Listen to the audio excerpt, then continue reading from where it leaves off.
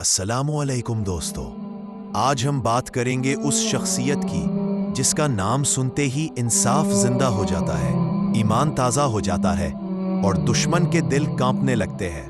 آج ہم بات کریں گے حضرت عمر بن خطاب رضی اللہ عنہ کی، جن کو دنیا فاروق اعظم کے نام سے جانتی ہے، جن کے فیصلے آسمانوں پر نازل ہونے لگے اور جن کی زبان پر نبی کریم صلی اللہ علیہ وسلم کی تائید نازل ہوتی تھی۔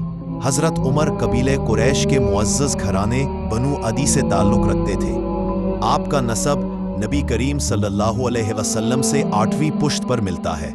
اسلام سے پہلے آپ مکہ کے بہادر، طاقتور اور معاملہ فہم انسانوں میں شمار ہوتے تھے۔ لکھنا پڑھنا جانتے تھے، شاعری اور خطابت کا شوق تھا اور عرب کے سفیروں میں شامل تھے۔ آپ اونٹ چرانے والے نہیں، قریش کے وہ نوجوان تھے جن سے سردار بھی مشورہ لیتے تھے۔ حضرت عمر نوجوانی میں نہایت مضبوط جسم اور بلند حوصلے کے مالک تھے۔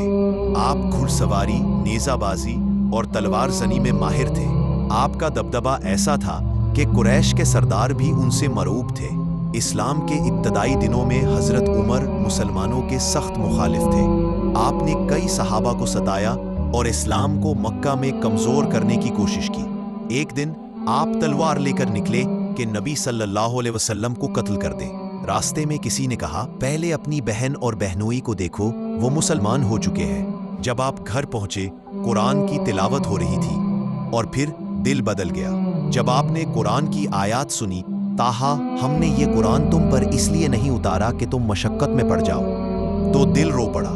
کہا، یہ کلام انسان کا نہیں ہو سکتا۔ پھر آپ نبی صلی اللہ علیہ وسلم کے پاس پہنچے۔ صحابہ کو خوف ہوا کہ عمر حملہ نہ کر دے، مگر نبی صلی اللہ علیہ وسلم نے فرمایا، اگر عمر ہے تو آنے دو۔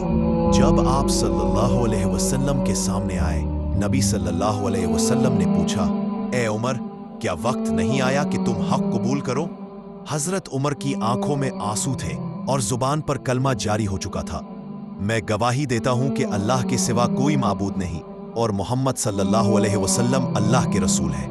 اسلام قبول کرنے کے بعد آپ نے فوراً اعلان کیا، نہ چھپے، نہ ڈرے، نہ روکے۔ پورا مکہ ہل گیا اور پہلی بار مسلمانوں نے خانہ کعبہ میں باجماعت نماز پڑھی۔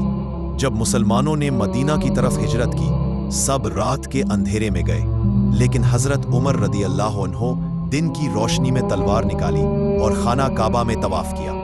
پھر قریش کے سرداروں سے کہا، جس کی بیوی بیوہ ہونا چاہتی ہے وہ عمر کو روک کر دیکھے، لیکن کسی میں ہمت نہ ہوئی۔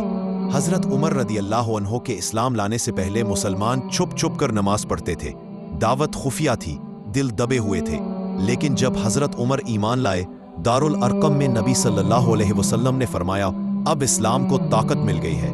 یہ پہلا دن تھا جب اسلام باہر نکلا، اعلان ہوا اور خوف ختم ہو گیا۔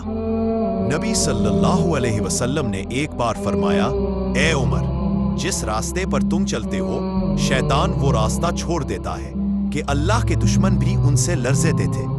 یہ تھا حضرت عمر فاروق کی زندگی کا پہلا باب۔ اگلا حصہ ہوگا خلافت، عدل، فتوحات، بیت المقدس اور شہادت۔ تو دوستو، اگر آپ کو آج کی ویڈیو پسند آئی ہو تو ویڈیو کو لائک کریں، چینل کو سبسکرائب کرو اور کمنٹ میں لکھیں کہ پلیز پارٹ 2 ملتے ہیں نیکسٹ ویڈیو میں۔